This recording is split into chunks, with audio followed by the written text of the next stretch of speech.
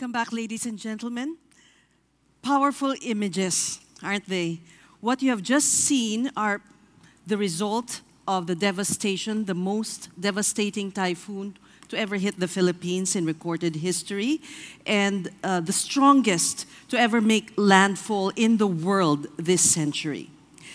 Damage to property totals, estimates vary, but up to a high of 300 million US dollars, 12.9 million Filipinos affected, 1.9 million Filipinos displaced.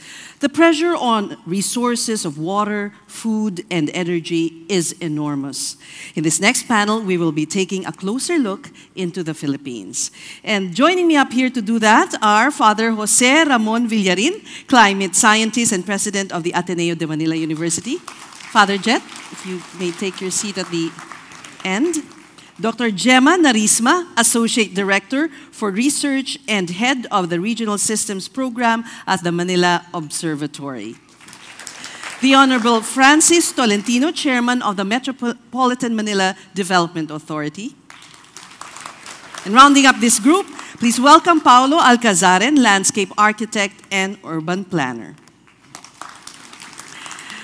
I'd like to turn over the stage to Father Jet, as we fondly call him. Father Jet. Thank you. I have about 7 minutes to talk about disaster risk. I just have 2 messages, really. Something that we all know, we are one of the most disaster risk-prone countries in the world. We're there in the top. And then, that's a depressing message, I know, but the second important message is we can deal with this risk. And we can do it by lowering certain things. I don't have to say it, but we know that this area, the South or the Asia-Pacific area, is one of the most vulnerable areas, most risk-prone. If you can see there, we're number 3 as of 2012. I think the 2013 numbers don't change much, but the redder you are, the more disaster-prone you are.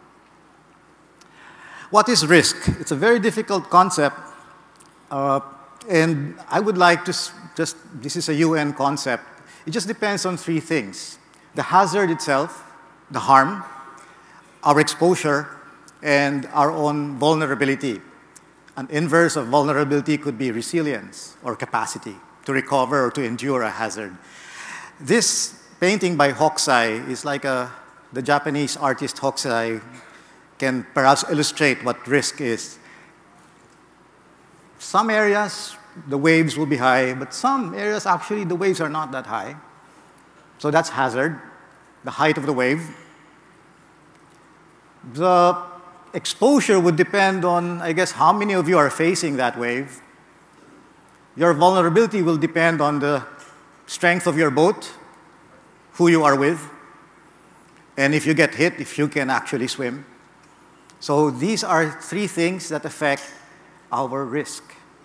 The problem, for example, with climate change is a global thing. It's an average. High waves, low waves. When you average them, you get a medium wave. The question for us is, will we experience a big wave or a small wave? When scientists say sea level rise is going to be 1 meter, that's an average value. Some areas, it will be 3 meters. Some, it will be none. So I think Dr. Narisma here will explain to us in greater detail what the hazard of climate change will be.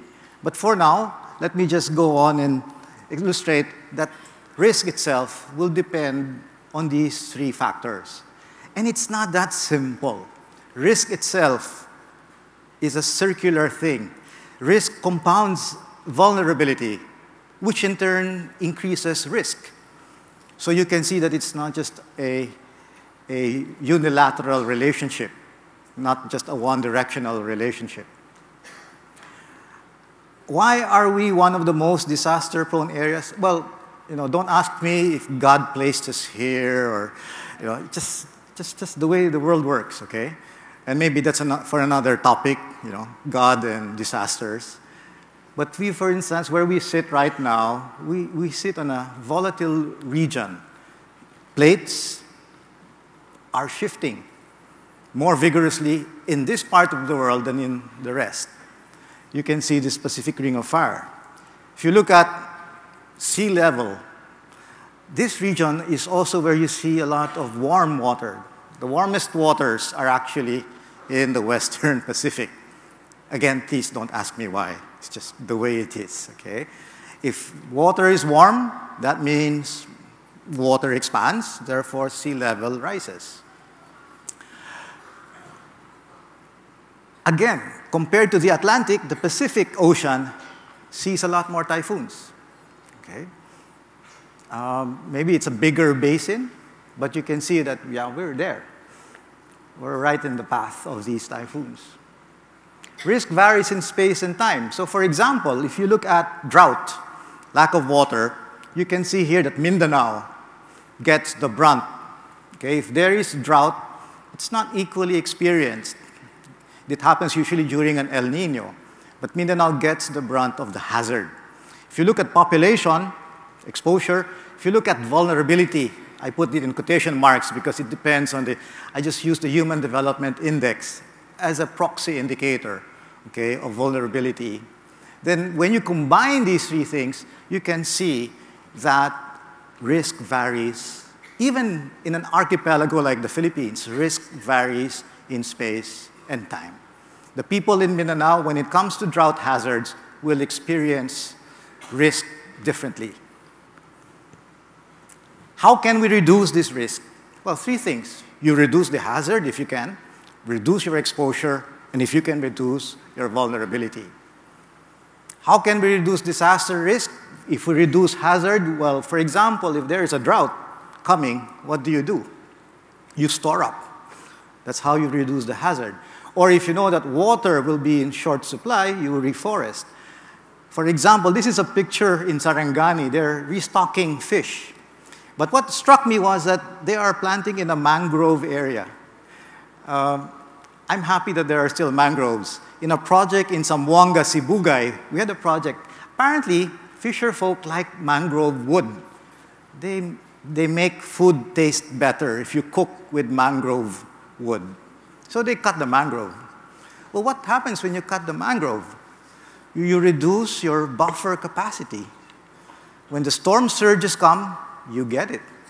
One thing more is, when you cut the mangrove, the fish disappear.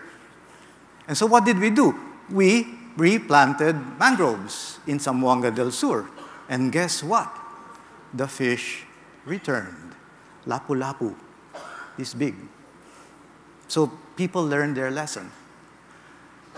We can reduce disaster risk by moving people out of harm's way. And this is a challenge, and I hope that Chairman Francis Tolentino here will address this issue of cities, because cities concentrate people. If you concentrate people, you increase exposure. And I believe also that architect Paulo Alcazaren here will tell us something about building smart cities. Are cities the way to go? If it will increase our exposure, it will increase our risk. So how do you build wisely? We can also, exposure is not just people. We should look at our lifelines, energy, food, water.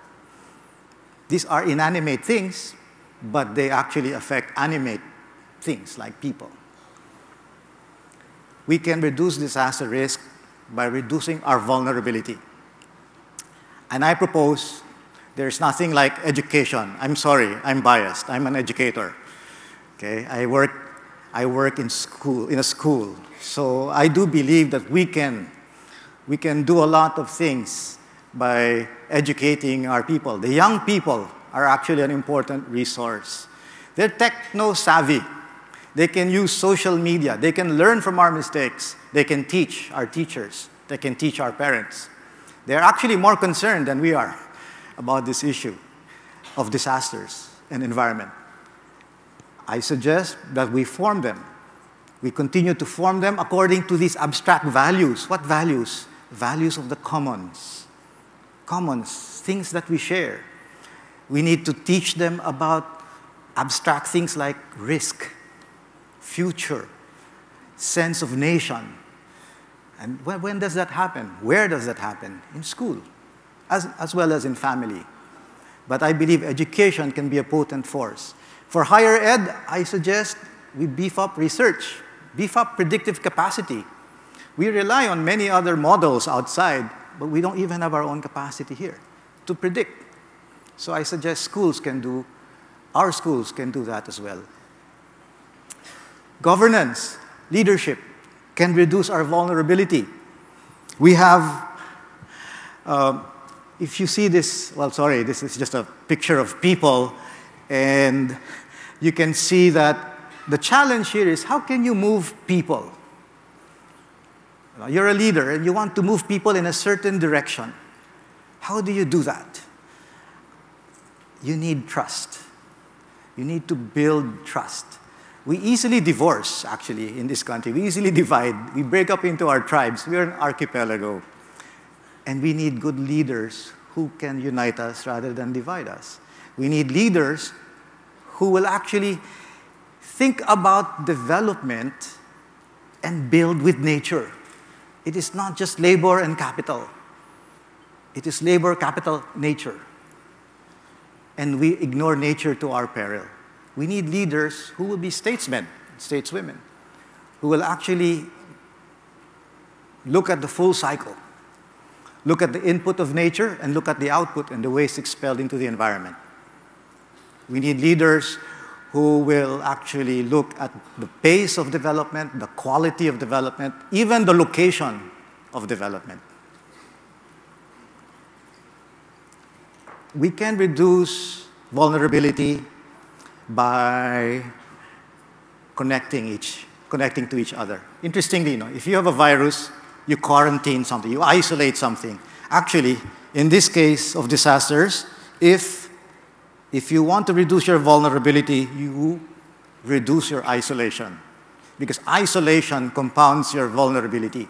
And I don't just mean physical isolation, social isolation, economic isolation. That compounds our vulnerability. We need to look at, well, we can look at our risk, because risk is born differently spatially, geographically. If risk is born differently spatially, in space and time, then we can transfer the risk. Insurance. Okay? Insurance. Insurance thrives on differentiated risk, and we've not really explored that. Networking enables us to connect one to the other. Let me end by this last slide. This is a slide in Batanes, a slide of a typical house. Batanes is a group of islands north of the Philippines.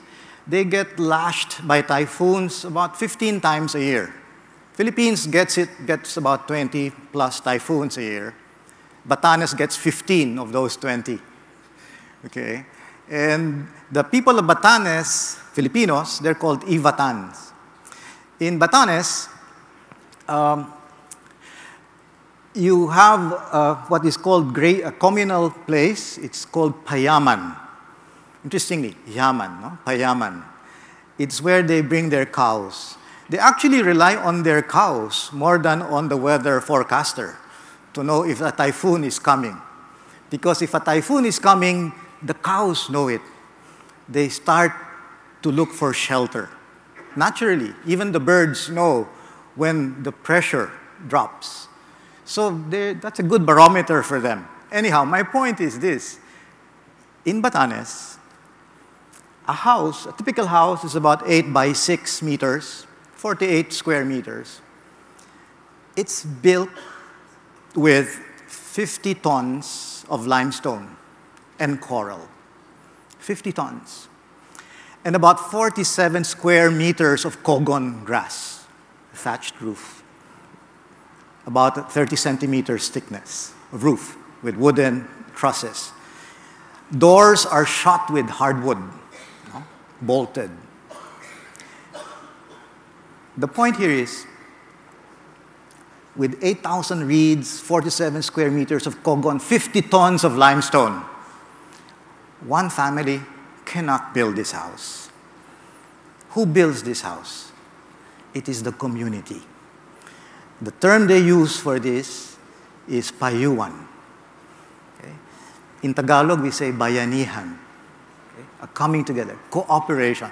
It is the community that builds one house for a family. This is Filipino. This is endemic. This is natural to us, in spite of our being split into so many tribes and islands. Point is, we have what it takes.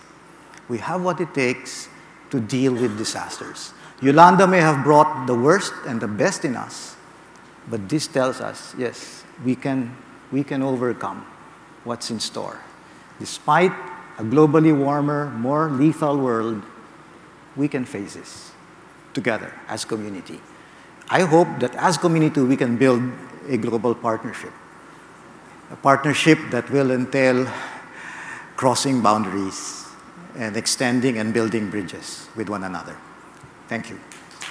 Thank you, Father Jet.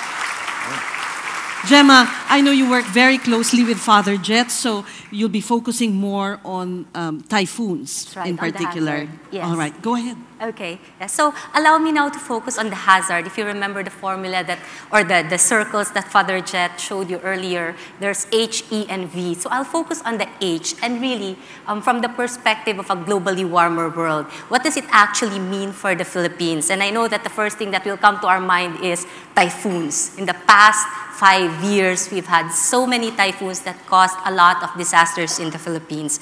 Let me show you first the global picture. What is a globally warmer world? And some of you might have seen this already.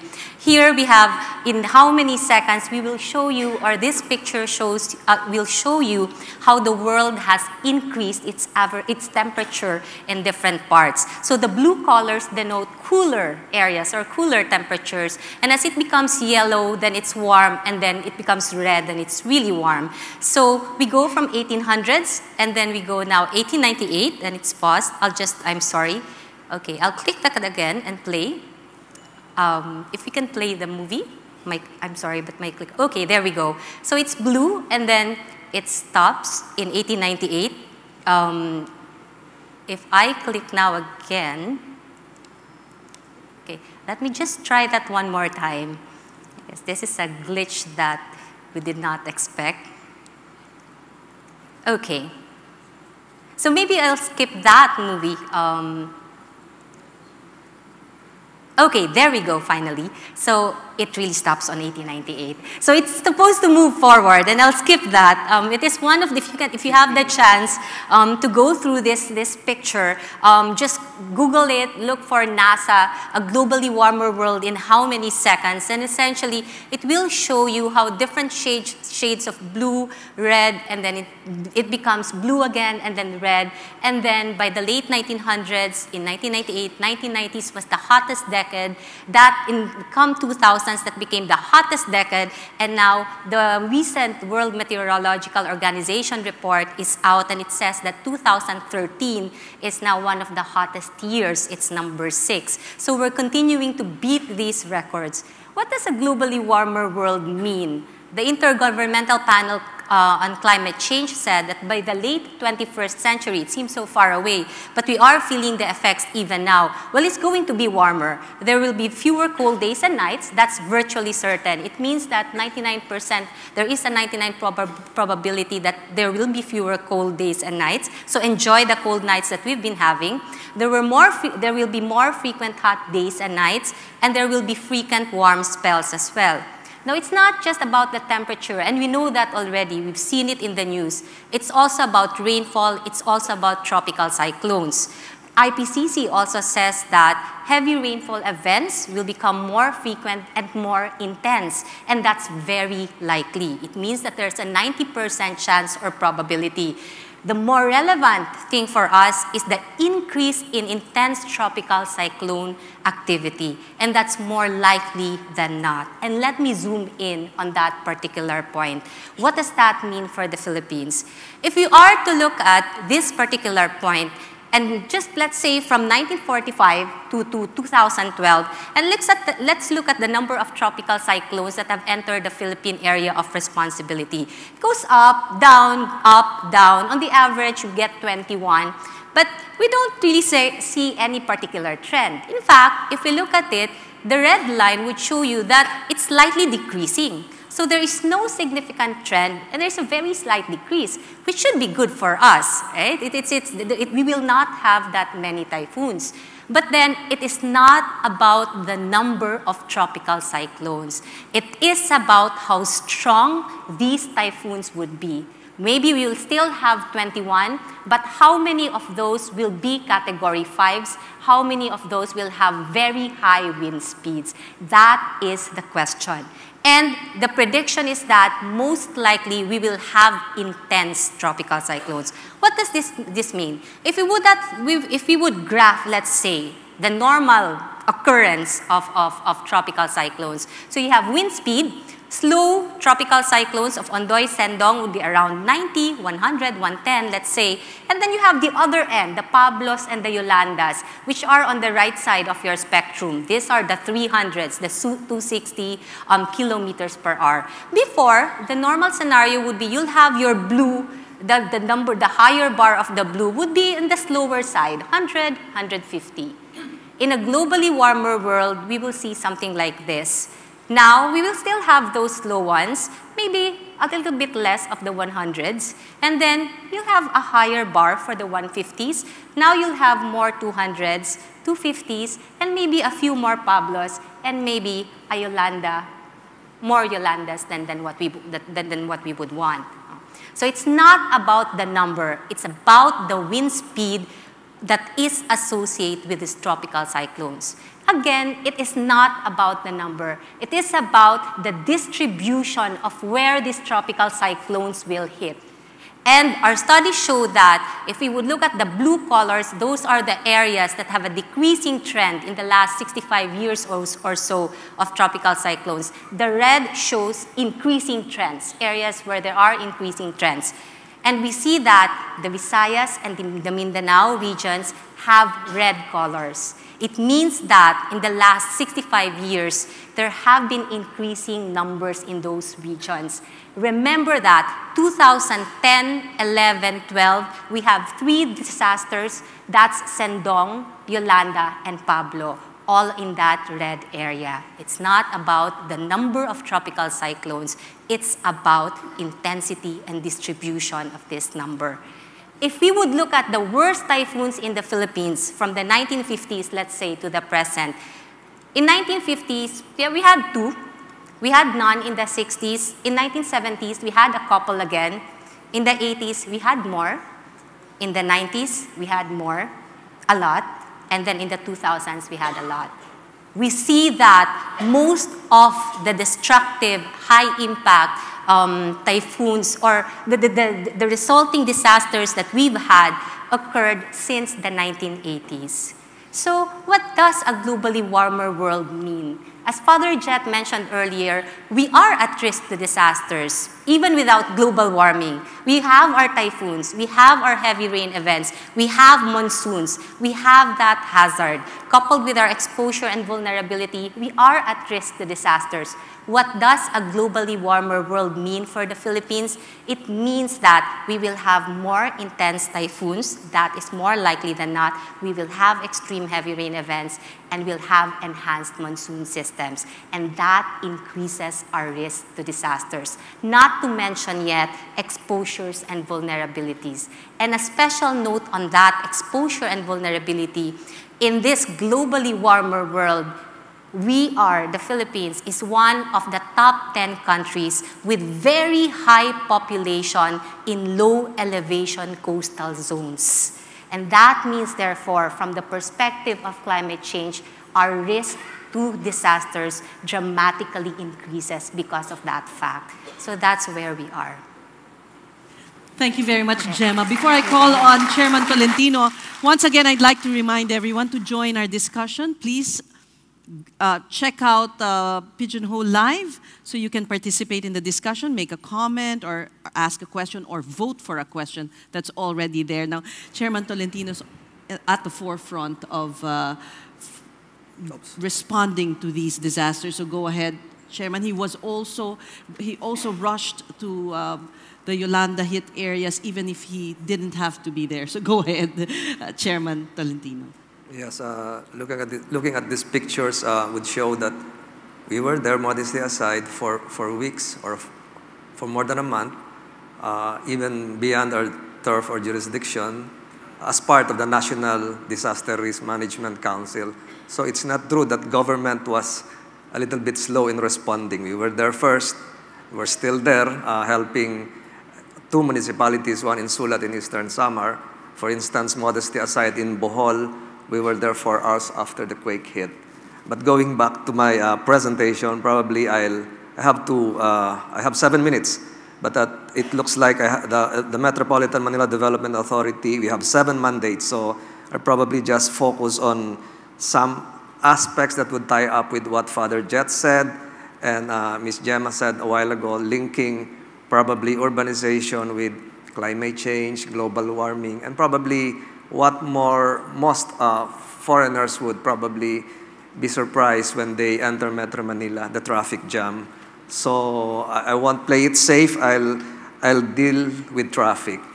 I went over twice with the Clean Air Act of the Philippines, Republic Act 8749. Not a single word, not a single item on traffic congestion. This was patterned after the US Clean Air Act. I understand that right now, UK's Clean Air Act is on the process of revision, including perhaps innovations, amendments that would include traffic congestion. Why do I say this? Mobile traffic congestion would mean 80% of our total air pollutants here in urban areas, especially here in Metro Manila. When we say 80% comes from diesel engines, cars, etc., it would be translated to more pulmonary respiratory ailments. I have DOH records that would show that 40% of an ordinary Filipino's medical bill would be spent on respiratory and pulmonary ailments, including cardiovascular ailments. And UK's study would point that it lessens 7 to 8 months in a person's lifetime. So there are 3 initiatives right now which our agency is doing. As I've said, traffic congestion is one of the primary challenges of urban development, and this situation in turn impact negatively both on the surrounding environment as well as the overall well-being of our people. 3 steps that we're doing right now.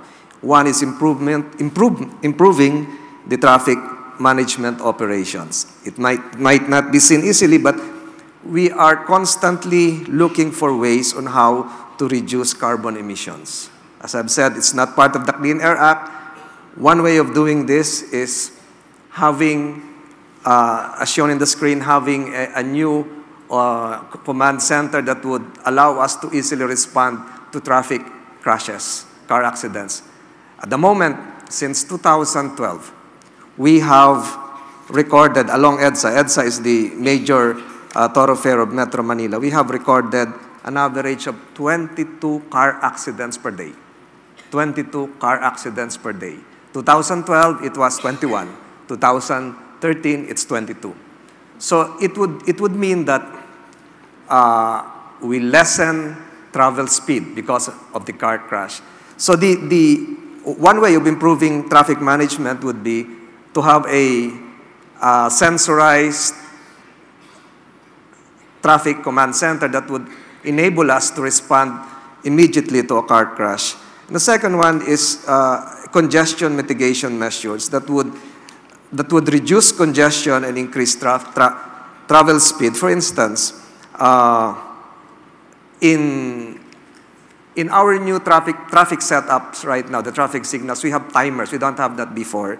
It more or less gives enough patience and changes drivers' behavior that would minimize more traffic congestion. Number 3 is speed management. We have areas in Metro Manila, for instance, Commonwealth and Macapagal Avenue, wherein we have speed limits.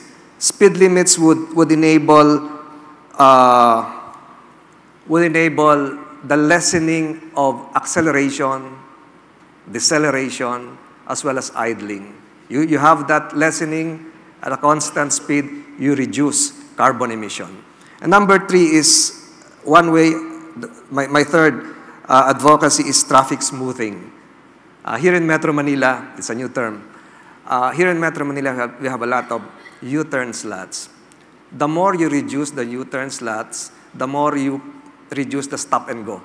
The more you reduce the stop and go, the more you reduce carbon emissions. Little things, little initiatives that probably would go a long way in reducing carbon emissions, as well as reduce the total suspended particulates in Metro Manila. Metro Manila right now is one of the more polluted areas in Asia. As of 2013, records of the DNR would show that in EDSA, for instance, it's the highest in the entire Philippines. We attribute this to the fact that we have more vehicles here in Metro Manila than in any other region in the Philippines. In fact, we account for more than 1/3 of the registered vehicles in the entire Philippines. When I assumed office, it was 1.9 million vehicles registered in Metro Manila. Now we're 2.1 and growing and growing and growing. With just 5,035 kilometers of road length in Metro Manila, I think we will be expecting more traffic jams, more carbon emissions, and greater contribution to global warming as well.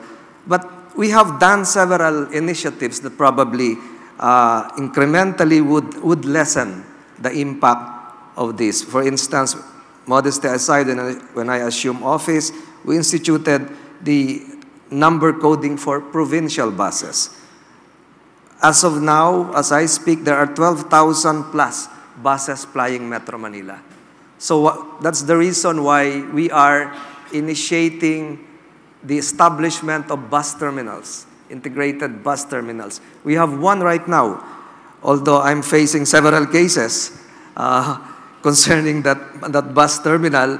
I think it's the step in the right direction, wherein, based on our computation, we can save 2.9 million liters per year because of a single bus terminal. If we will be able to complete all 3 bus terminals for the south, for the north, and the southwest, I think we will greatly reduce not just the traffic, but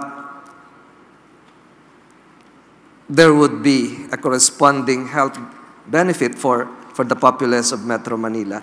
What I'm saying is this. Urbanization with the metro area, probably this will be discussed by the next speaker, with Metro Manila's land area of just 636 square kilometers, with a daytime population of 12 million, with a daytime population of 14 million and a nighttime population of 12 million, I think we will see, as what the previous speaker mentioned a while ago, not just an increase in the contribution of Metro's contribution to global warming, the ferocity of typhoons, but we will be seeing an increased competition for scarce resources. And that would include not just your water, not just your space, but even the competition for a more livable space here in Metro Manila.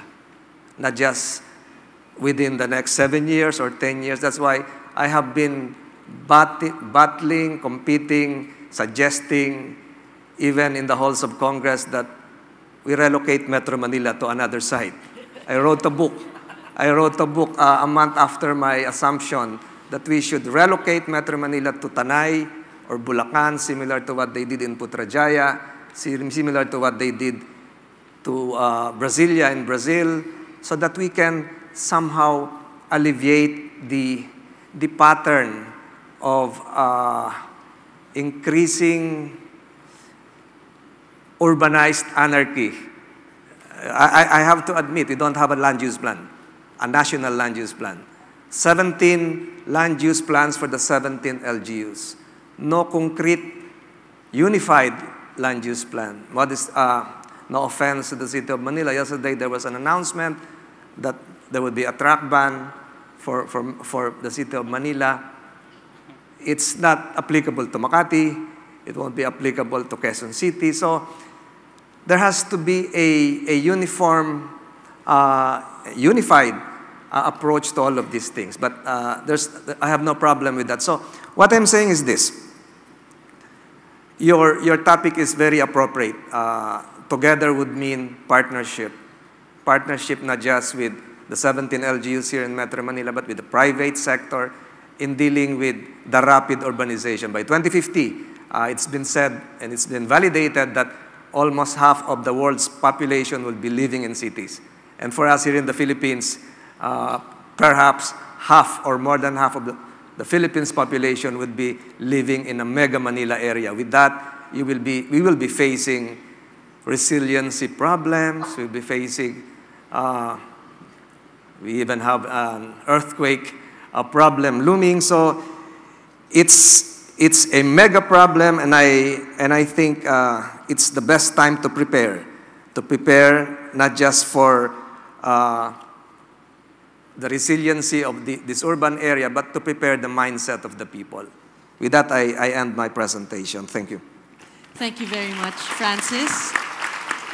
Paulo's, shall I say, passionate advocate of urban planning. So I can't stop you there. Go ahead with your presentation. Yes, thank you, Chairman, for getting rid of 50% of my talk. But mine is on the change and future of Philippine cities and the nexus of energy, water, and food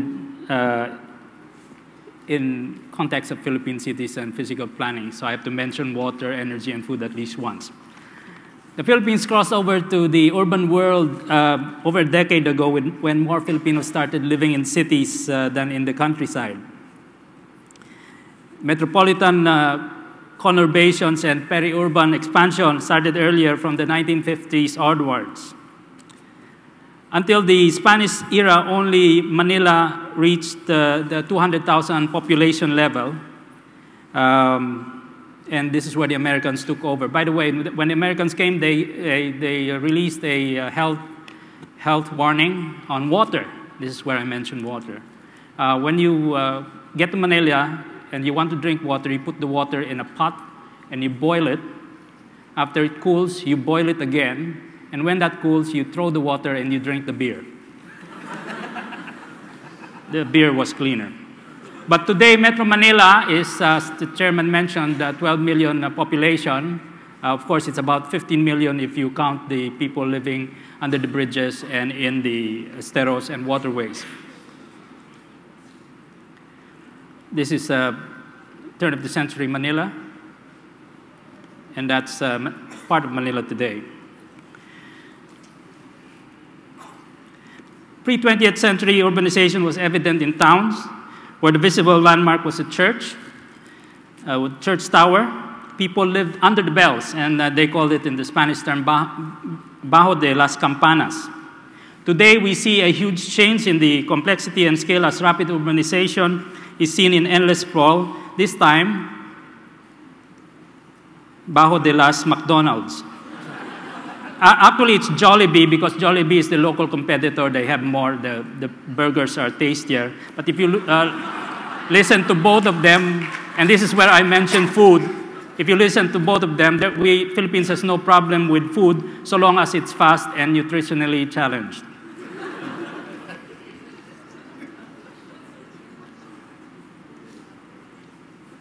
So, but actually, they're being overtaken by big box malls. You can see the church. This is in San Pablo. The mall is bigger than the church, and in fact, Sundays now you can hear mass in the mall. But sprawl is the very definition of unsustainable development. It is the product of free market forces and the general weakness of physical planning in the Philippines. Its offspring is blight, pollution, and urban mayhem.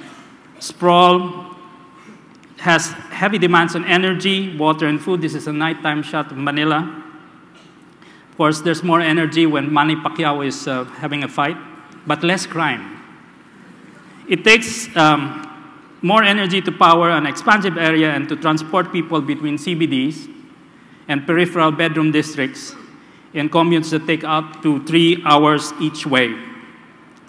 The current paradigm of urban growth is also characterized by greenfield development that eats up surrounding farmland, which used to produce food for local consumption.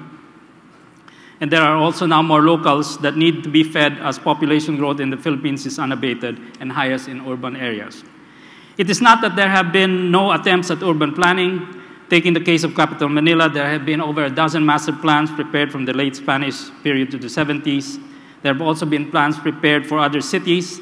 Not one plan has been ever effectively completed, and it is these unfulfilled plans that have caused many problems.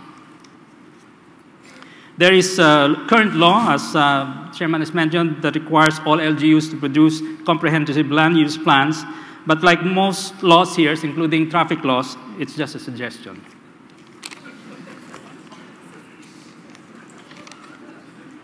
Cities have spread out so quickly in the Philippines that metropolitan clusters and megacities are increasing in number and complexity of problems. You can see here the listing of the top 10, the highest being Metro Manila and everyone else all the way to 500,000. This is mostly daytime.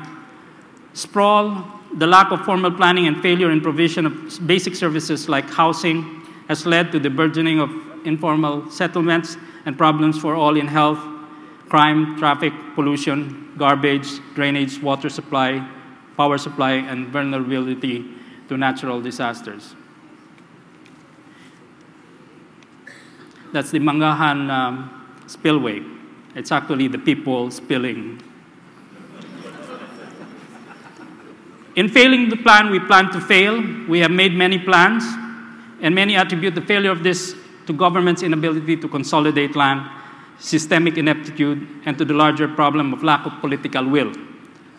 Historically, any release of plans has led to land speculation and the increase in values beyond the capacity of the government to purchase them, saddled by difficulty in imposing the principle of eminent domain.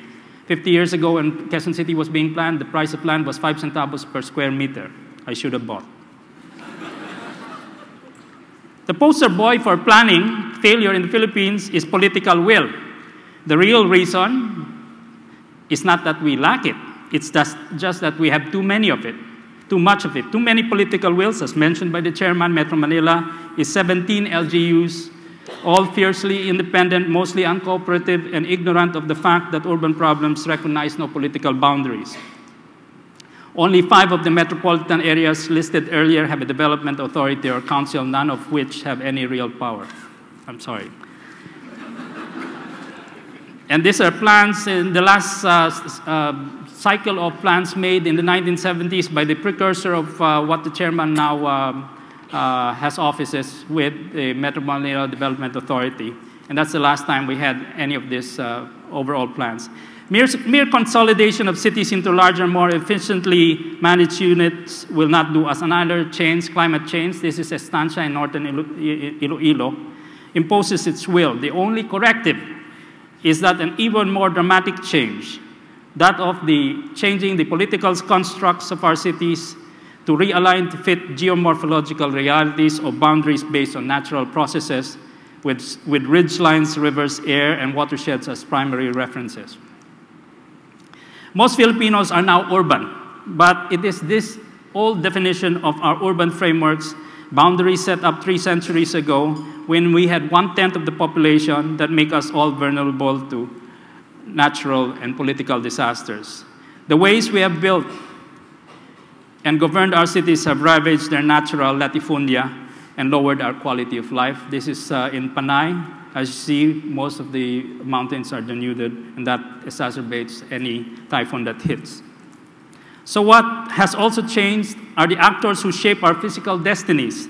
Private development companies today have more financial resources and corporate will than government.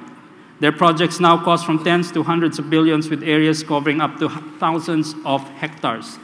Diversified corporations now impact not only on land, but also the production, consumption, allocation of energy, water, and food. One slide I missed here is that of what used to be the Greater Manila Food Terminal, 70 hectares at the fringe of the city, which used to bring in all the food. It's now being developed into a wonderful lifestyle center.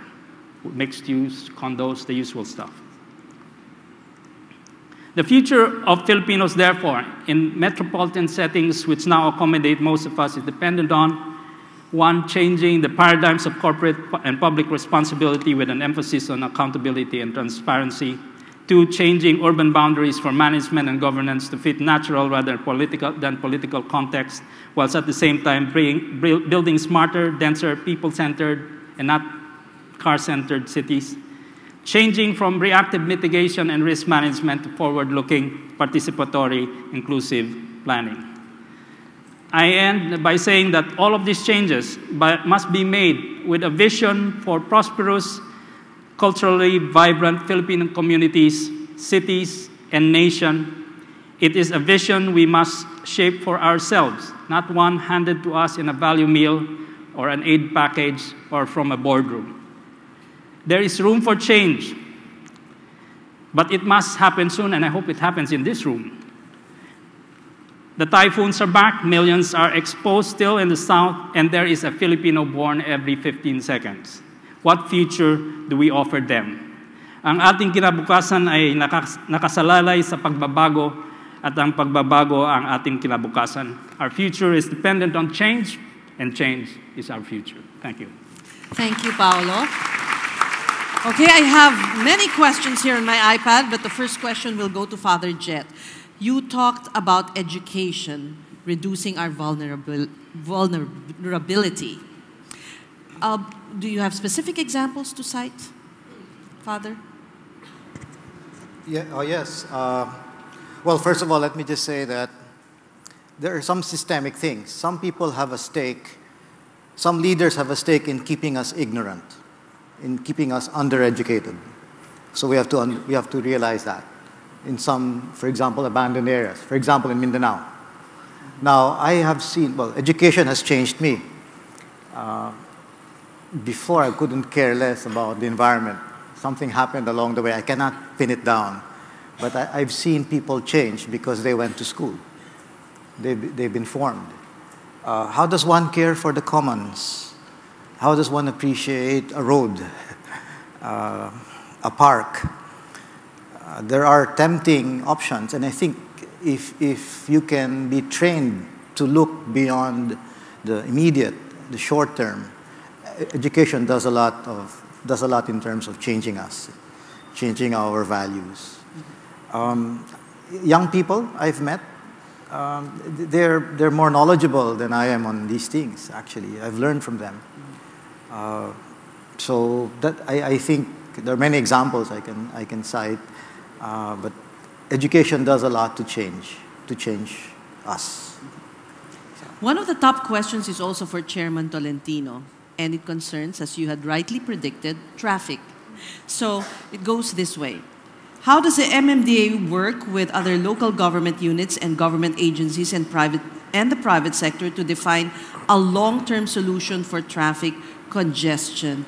Earlier, Paulo had addressed in his presentation how the big real estate companies practically dictate development. So do you engage these groups? If you mean that my relationships with the mayors were okay. We're one basketball team. We're okay. No conflicts so far. Right now, we're pursuing, I think, Architect is familiar with this, a Metro Manila Green Print 2030, wherein we intend to incorporate all various facets of the 17 land use plans.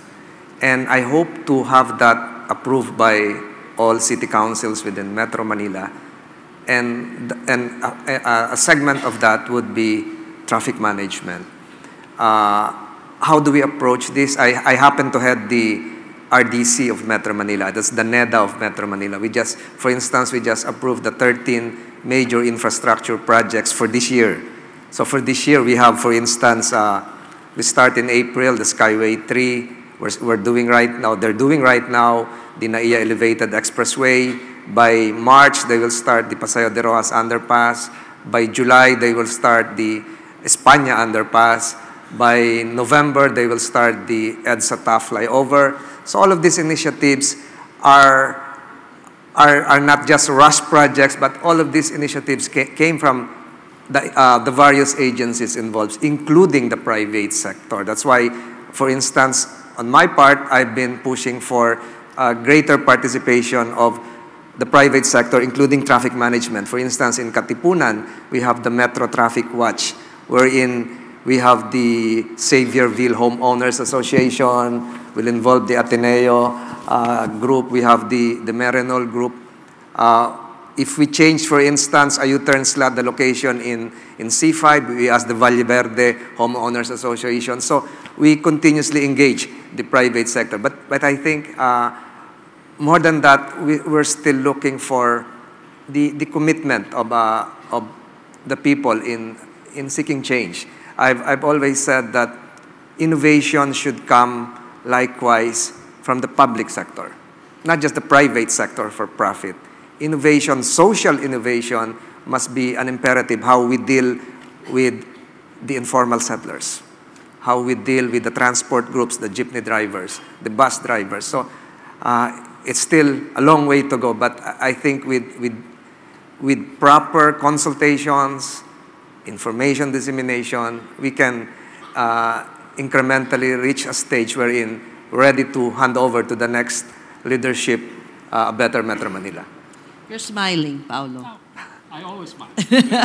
Did you want to say something in relation to the response of Chairman? Let's not confuse traffic with transport, and the problem is really much larger in context than this incremental stuff we've been dealing with and trying to implement every time there's a change in administration. I'm sorry.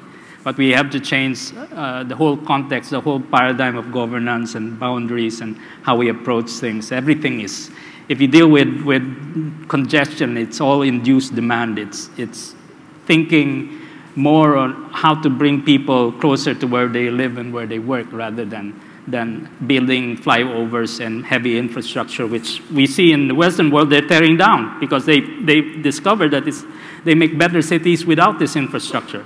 And these are things that we cannot blindly accept from overseas. We have to develop or rediscover an urbanism that we had lost previously. Just to relate to what Father Jet spoke about earlier, education before the war, and not that I was born before the war, this is the Second World War. Our school children were taught about natural processes and the impact of these on the land, and they actually knew how to read contour maps. I collect old elementary school books. A 5th grade book showed children how to read the contours of their islands and their provinces with questions like, if it rained more, 5 inches more of rain in this season, what is the impact on your land? So we knew before how nature worked with us and how we had to work with nature, but we've lost that because, I'm sorry to say, globalization has forced education to refocus on producing people for the job market. In my own profession in architecture, we now produce people who can man the CAD operating systems and not people who can think about creative solutions to physical problems. So it's a really big problem. Gemma, this is for you. But I'd like to point out there's one comment here. Good grief to the panelists. Where can we start? But your question is not that. This is yours, Gemma. The work at the Manila Observatory is impressive, and it's focused on prevention. Do we have the right systems in place for collaboration to be able to use your expertise where it is most needed? Yes.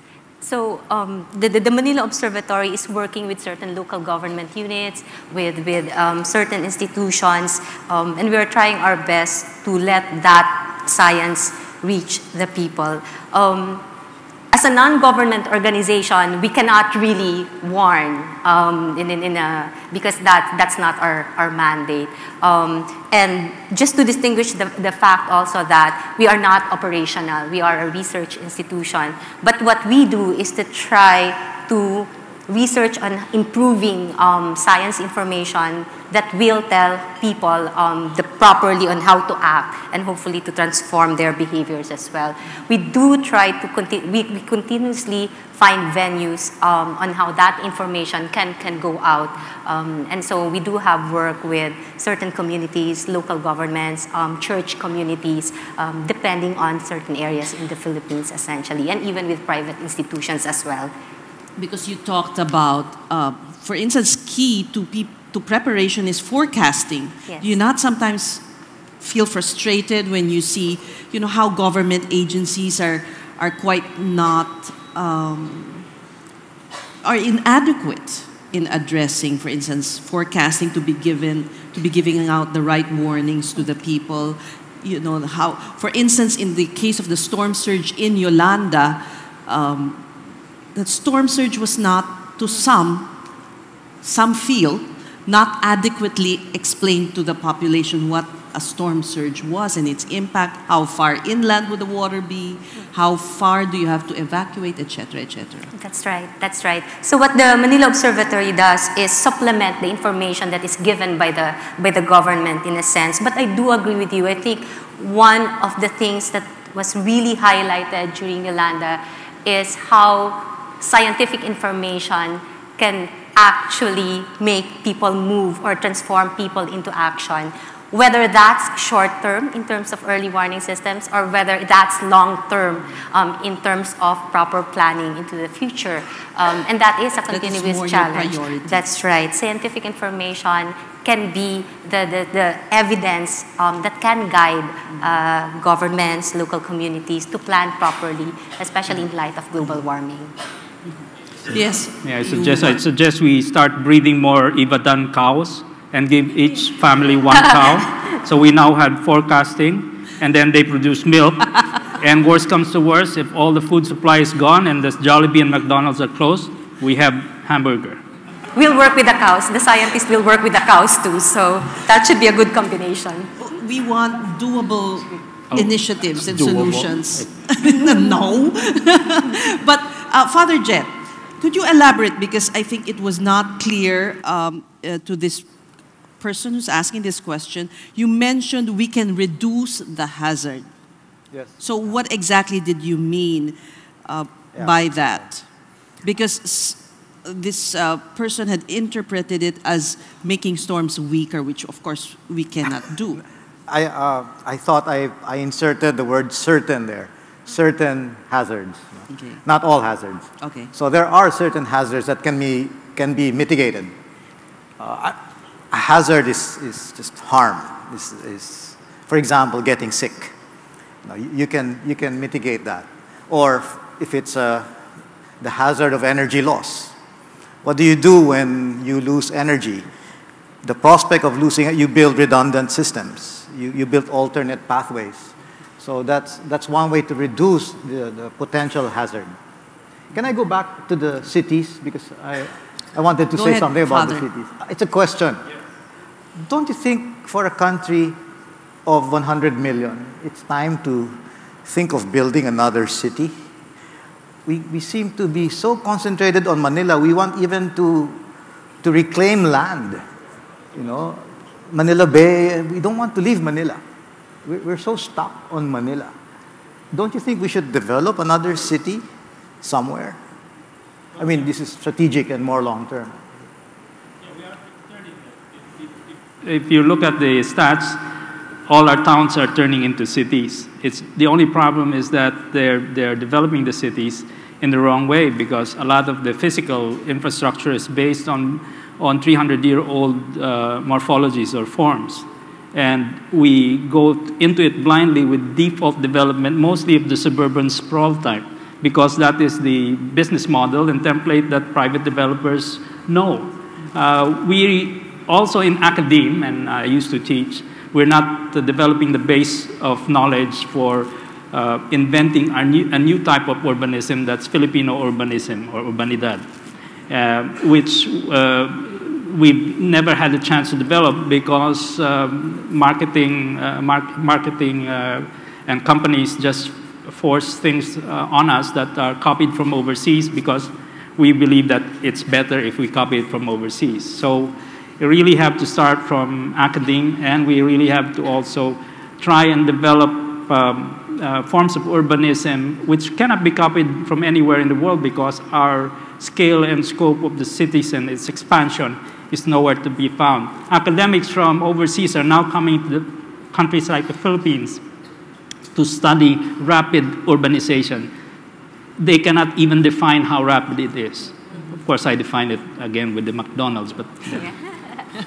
Well, Gemma, sorry, perhaps also, I'd like to remind all of you, the four of you, that we have to wind up, but do make your comment short. So just on reducing the hazards and I guess development as well, I'd like to make the point, if I may, that the translation, for example, of heavy rainfall into flooding is not that direct. So reducing the hazards, you can have your heavy rain, but the hazard of the flooding is something that can be reduced depending on the way you develop. And I think that's important for us to remember, especially when we plan for development. I think listening to all of you, what's clear is a lack of a cohesive plan, addressing the nexus that the other panels have talked about, and that's really the challenge to Filipinos, to the leaders. You wanted to... I agree with what Father said a while ago, that education is important. Likewise, what Gemma said, that hazards can be reduced with the aid of modern technology. We have hazard risk maps right now. It's a fast-paced technological world. Like for instance, as I speak, if you guys are still using Facebook and Twitter, it's passé. Or what we're using right now is Tumblr. So pag kinausap ka, i-Tumblr mo na lang ako. So mabilis po yung pagbabago. Okay, 20 seconds each to give your parting shot. And let's end on an optimistic note. Okay. Because it is so depressing listening to you, especially Paulo. I do hope, there's hope for us. So I'll give you time to think. Let me start with Father Jen. Well, I thought I was being optimistic with the story about the cows and the house of Dakay. I say that again. We have what it takes. And if I may quote, I was asked by National Geographic what about Pope Francis said about, Pope Francis has been saying a lot of things. He's a Jesuit, he belongs to the same order as I do. He just said, simple is better. Simple is better. I think that's the key. Gemma? As a scientist, I guess, and as a climate scientist, for me, let's intimately know those hazards and let us not be afraid of those hazards. Rather, let's take that challenge of living in that world and yet knowing that we can do something by looking at our exposures and vulnerabilities. Let's take that challenge that it's a globally warmer world, but we can do something. We cannot stop the storm, but then our exposures and vulnerabilities gives us the options to do something positively. And I hope that by knowing intimately those hazards, we will be able to be directed in that right direction of planning. A good chairman? Very optimistic. By 2016, I think we will be reducing the level of pollution with the completion of the projects I mentioned, some of the projects I mentioned a while ago, including the modernization of our transport system. But as a people, I think we have to be optimistic. I was in Tacloban when the first restaurant was open, Calle Zaragoza. People coming from Al Jazeera were impressed. They were probably wondering how, in the middle of a disaster, a restaurant would be open. I was there when the second restaurant opened, Stephanie's Buffet. One guy was even celebrating his birthday. So this is a nation that can really be optimistic because we have a resilient people. No amount of calamities, man-made or natural, can prevent us from reaching our destiny as a nation. Thank you. Paulo? Yes, assess. I'll try to be optimistic. all of us are, like somebody said, all of us are in the gutter, but some of us are looking at the stars. Everything is context, and cities are our future. There are too many of us. We must build cities according to our own vision and our definition of what our urbanism and our citizenship will become. I like to quote Burnham in saying that, again, in context or about context, make no small plans, make big plans, because putting context for everything is the way to find solutions. Thank you.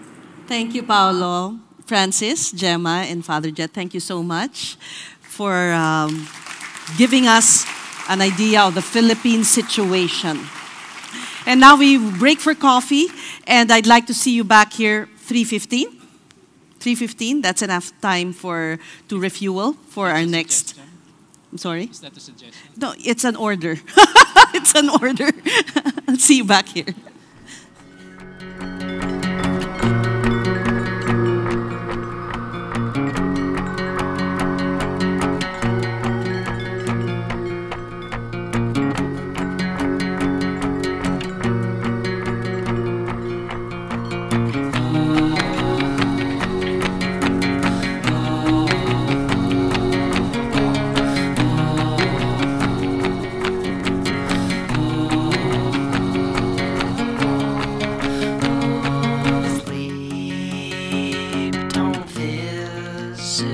So I choke on sun, and the days blur into one, and the backs of my